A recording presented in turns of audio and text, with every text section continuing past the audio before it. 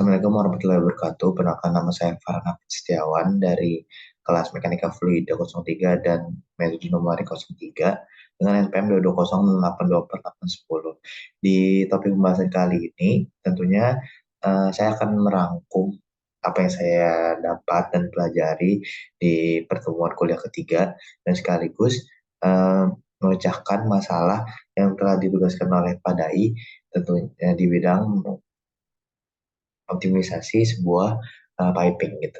Oke, bisa kita lanjut. Mungkin kita akan membahas dari segi secara umum apa sih optimisasi.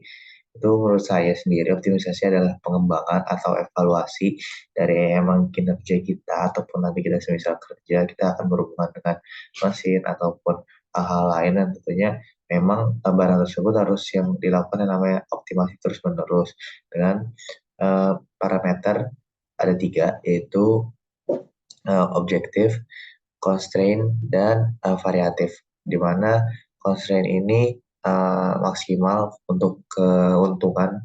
Kita jadi objektif ini kita optimisasi untuk memaksimalkan sebuah keuntungan. Dan variabel yang kita bisa tentukan itu baik dari desain atau pengembangan lainnya.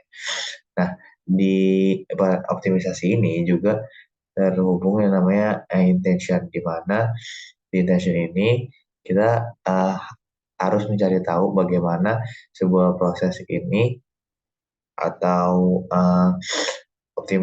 optimisasi ini dapat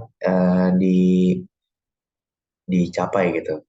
Dan tentunya itu pun juga harus dilakukan initial thinking untuk kita mendapatkan suatu permasalahan utama dari sebuah permasalahan gitu. Dan prinsipal dan kita sudah menemukan melakukan initial thinking, tapi kita juga harus melakukan yang namanya idealisasi dengan batas utama, kriteria tiga landasan utama, yaitu asumsi, terus model atau perumpamaan, dan terakhir verifikasi dan validasi dari variatif yang telah kita buat.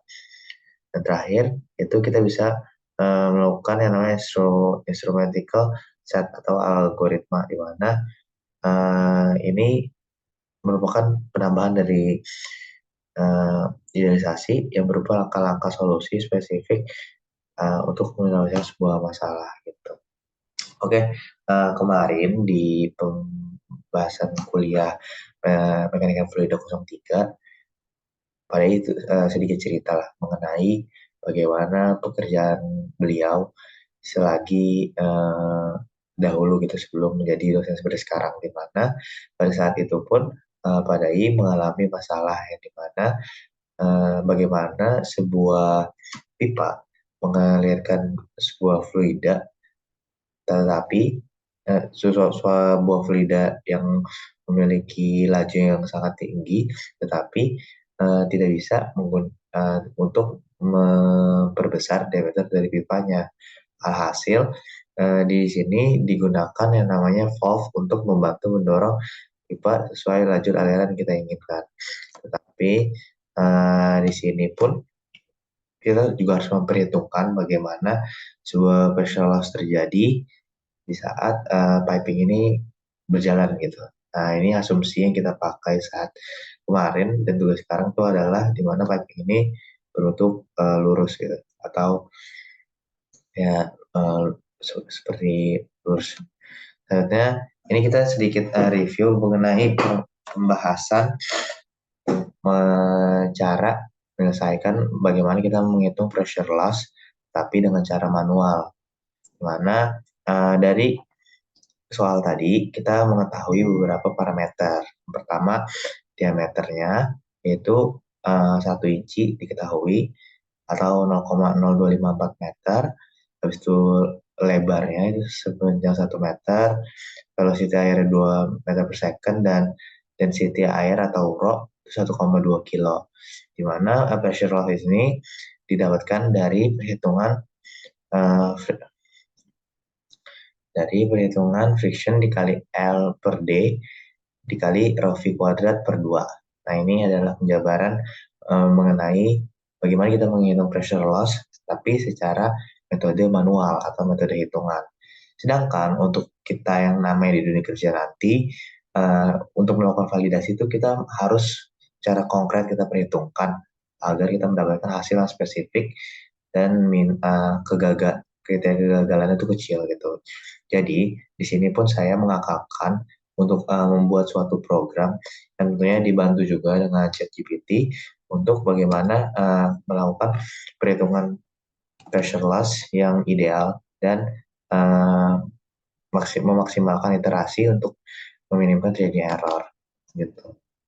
Oke, yang pertama kita harus import sebuah apa ya sebutannya kayak book lah ini ya, library itu untuk perhitungan dari pressure loss itu sendiri.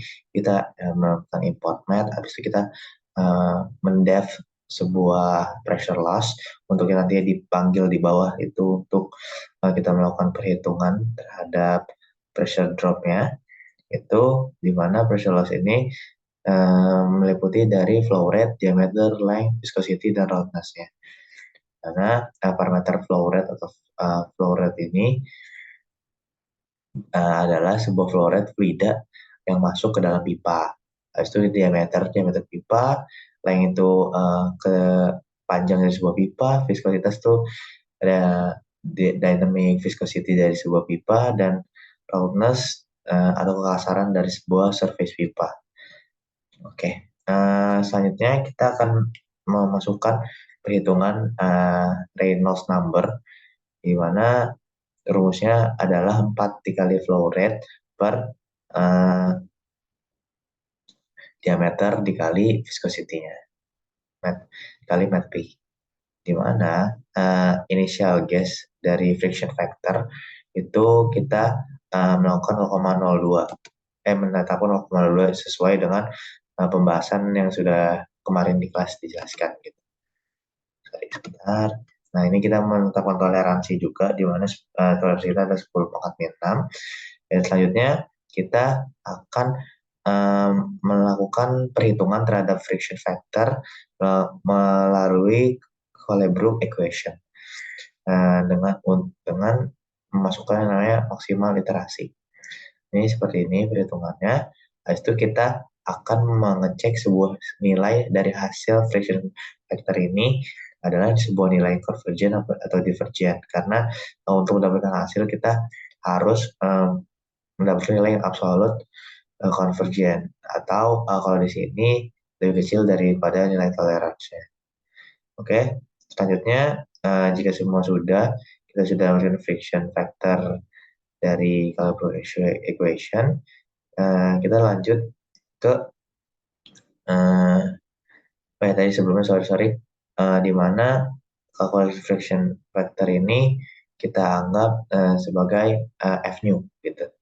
Nah, ternyata kita akan melakukan yang namanya pressure drop melalui persamaannya Darcy-Weisbach, mana pressure drop ini adalah friction factor atau F nu, kita ibaratkan di sini, dikali length dikali flow rate kuadrat per 2 kali diameternya gitu. Nanti selanjutnya tadi kita sudah menetapkan membuat rumusnya. Sekarang kita akan menetapkan parameternya, di mana flow rate-nya ini 0,01, diameternya ini 0,1, lengthnya ini 100, viscosity-nya ini menyesuaikan dari suhunya, dan dari suhu ketika 20 derajat Celcius, dan kekasarannya ini kita anggap dia menggunakan PVC pipa gitu. Nah, ini untuk pemanggilan hasil dari pressure drop-nya atau hasil equation-nya. Ini print untuk memunculkan hasilnya. Oke, kita coba run saja.